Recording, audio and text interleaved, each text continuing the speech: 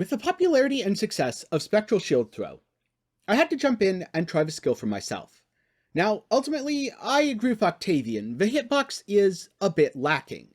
However, luckily for me, Shield Crush is an excellent replacement that scales off of almost all the same gear. If you want to know more about Shield Crush, be sure to subscribe to the channel and join my Discord, because I will be making a build showcase or potentially a guide with my experiences playing the build that's going to come most likely later this week. In this video, I want to talk about Spectral Shield Throw and give some of my experiences along with some testing that I did to determine the skill's behavior with various projectile modifiers, because it's not quite as straightforward as you might think at first. This look at the mechanics of Spectral Shield Throw was brought to you in part by the generous support of my patrons and YouTube channel members. More about how you can help at the end of the video. For now, let's look at Spectral Shield Throw, starting with the default behavior. For all of these, I'm going to show a clip of gameplay where I used a level 1 Spectral Shield Throw in Blood Aqueduct, and I'm going to slow it down to 50% and then loop it from there, while playing the clip at normal speed. The default behavior of Spectral Shield Throw is for it to chain 3 times, meaning you could hit up to 4 total enemies, and fire 3 shard projectiles whenever the main projectile impacts an enemy. What this means is the skill will be pretty efficient at clearing, and if enemies are packed very tightly together, the impact from a main projectile might release shard projectiles into several nearby enemies. Shard projectiles deal 50% of the damage of a main projectile.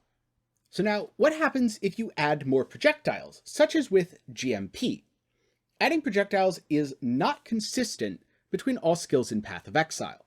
But in the case of Spectral Shield Throw, it is really easy to tell because the green text on the gem says, modifiers that cause additional projectiles to be fired will add more shards, not more copies of a main shield. Therefore, you get this behavior, where the primary projectile still chains 3 times, but it now fires 8 additional shard projectiles instead of the baseline 3. What this means is, in general, you probably won't really want to use something like GMP, but using the helmet enchant for +5 shard projectiles could greatly increase your coverage and the likelihood that enemies that are tightly packed will shotgun each other with shard projectiles. Next up, we have Greater Volley, which works exactly like Greater Multiple Projectiles, except things fire in a line. And I've heard a few people talk about, can I use Greater Volley to blast things in a direction with my Spectral Shield Throw? And the answer is no. You can't support Spectral Shield Throw with Greater Volley, so you can't actually gain any benefit here. You're free to try though. Next up, we have Chain, which is an interesting one, because Chain supports both the primary and secondary projectiles. In other words, your primary projectile will now chain 5 total times, bouncing to up to 6 enemies, and each shard projectile will now chain 2 times. What this means is, especially if enemies are fairly close, since chaining range is more restricted than certain other supports, you'll again get significantly more coverage by adding chain support. Now, you might think that something like Pierce support works the same way, and you'd be wrong. Pierce support does not cause the primary projectile to pierce. It only causes the secondary projectiles to pierce. So your primary projectile will chain 3 times between the enemies, and the secondary projectiles will travel farther, piercing through packs if you use Pierce support. It is also important to note that Pierce does have a positive damage multiplier on it, so if you're using Spectral Shield Throw and you want a cheap chest, I suggest the Lionized Vision, as this is effectively a 7-link for the skill.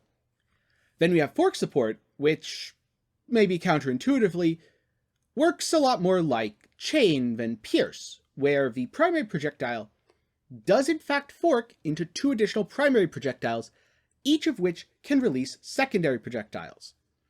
There are cases where fork support is great.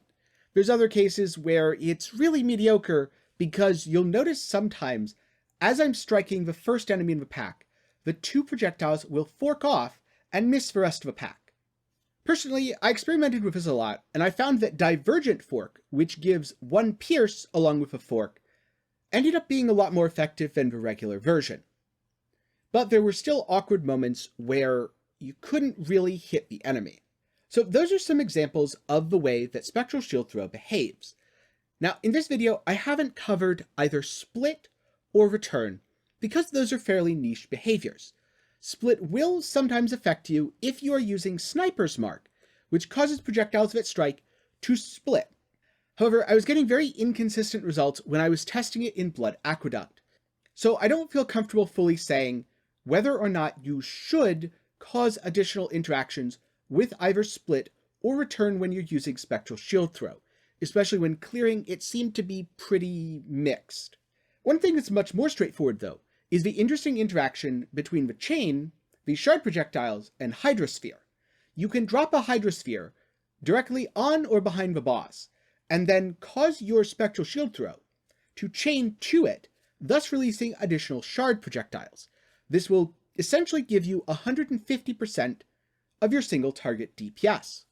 It's also a lot easier to hit a stationary Hydrosphere than a potentially mobile boss. I did also test Fury Valve very quickly just for fun, and my results were more or less that it's god-awful and it gimps the skill's ability to clear. So while I do think you should use Sniper's Mark, and you may want to use some sort of return effect, such as Vengeant Cascade, you absolutely do not want to use Fury Valve. That will ruin your day. But hopefully, the ways in which Spectral Shield Throw interacts with modifiers to projectiles will help you inform how you build your character. I think the biggest takeaways here are Pierces are quite nice for clearing, as it will cause your Shard Projectiles to rip through multiple enemies. In general, having Pierce support via Lionized Vision is a great budget option for a chess piece. If you're playing Spectral Shield Throw, you probably want the Helm enchant to add additional Shard Projectiles, and you should work Hydrosphere into your build so that you can deal 150% more damage on single target. Some things to avoid, in my experience, would be Non-Divergent Fork and Fury Valve, as when I was trying it, the skills seemed to perform worse in both cases. You will want Sniper's Mark depending on what curse setup you're running, because it's a very large damage multiplier. I wouldn't really count on the split doing all that much though, as in my experience it had a negligible impact on clear, and working something like an Explodey effect, such as from a Crusader chess piece or the Devastator notable, into your build will offer far more positive results. Ultimately, I decided to play Shield Crush instead of Spectral Shield Throw. I wanted a character that bossed really well, and the damage potential for single target on Shield Crush is just that much higher, so I was able to focus more on my defenses while still killing things nice and smoothly. But I know Spectral Shield Throw is popular, and it is probably the faster skill when it comes to clear. If you've done any extensive experiments either with the split from Sniper's Mark or return, I'd love to hear about it down in the comments below, and if you have any video links demonstrating the behavior, that would be great, so toss them down in the comments. Thank you for watching, and if you liked the video, be sure to give it a thumbs up. A special thanks to my YouTube channel members and patrons, whose generous support keeps me from needing to accept sketchy mobile game sponsorships. If you want the best way to keep up with my video releases and live streams, or maybe just hang out and chat with a bunch of like-minded people, be sure to join the Discord. You can find all these links down in the description below. Thank you again, and I hope you have a great day.